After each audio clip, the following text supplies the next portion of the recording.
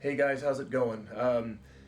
Let's see, it's Saturday morning, September 7th or 8th, I don't remember, 2012. It's a beautiful day, and I wanted to go on talking about the things we started to talk about in the last video. So this is lesson 2.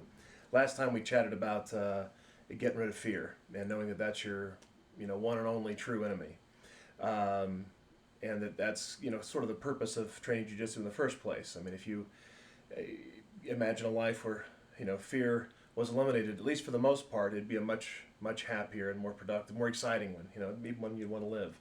So the second lesson here, called keeping your center, is really just an extension of that, and it's about a waking, walking, everyday, constant meditation. That we try to do, and it really helps us accomplish getting rid of fear.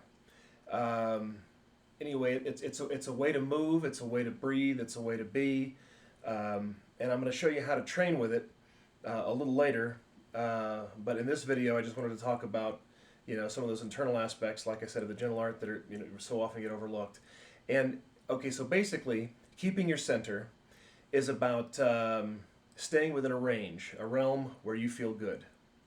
I have to do this. I've received so many injuries, so many harsh things, man. I've grown up, and I'm sure a lot of people have, seeing people just lose their ass, lose control, flying off the handle, pushing you out of your comfort zone all the time. It's sort of a way of life in America, and maybe a lot of places, where you've got to do this or else. We talked about that.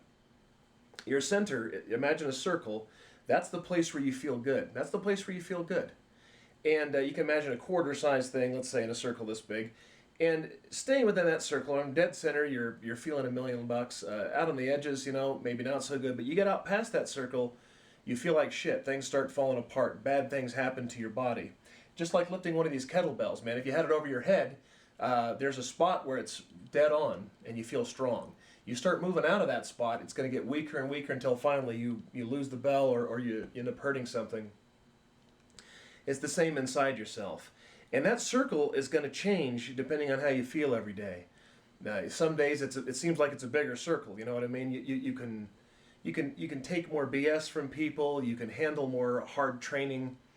And some days it really shrinks down, man. And you can handle very little. It's like everything's kind of a test. That doesn't really matter.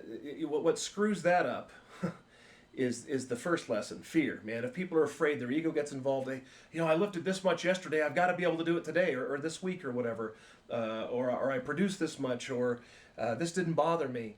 Man, the gentle art recognizes that a human being is incredibly vulnerable, incredibly sensitive, and incredibly delicate.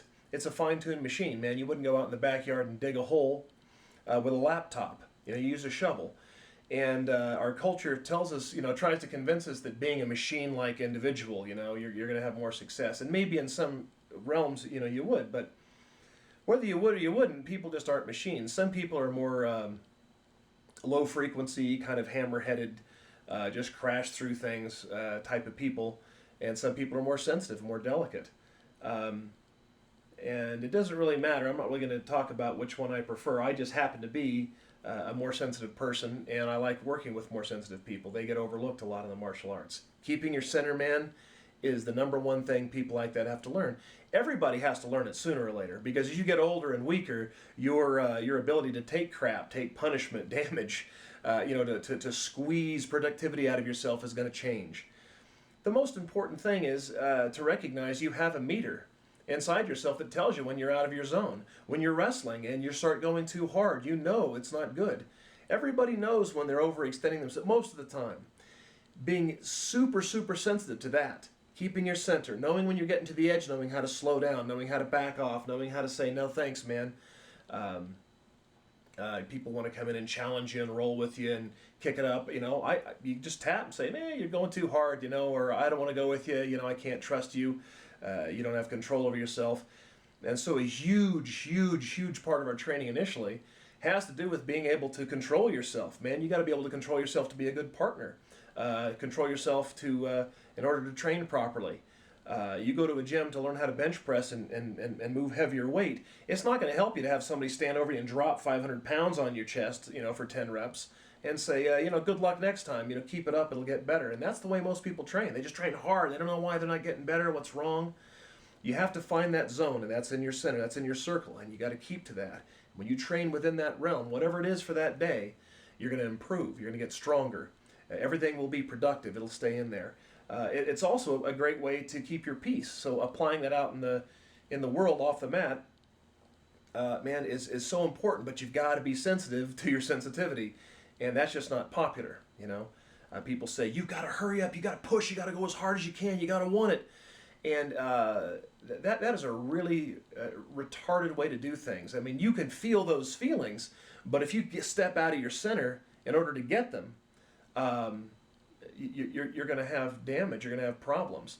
The worst thing that can happen to somebody is when they dive out of their center, out of their comfort zone, and they get a little success.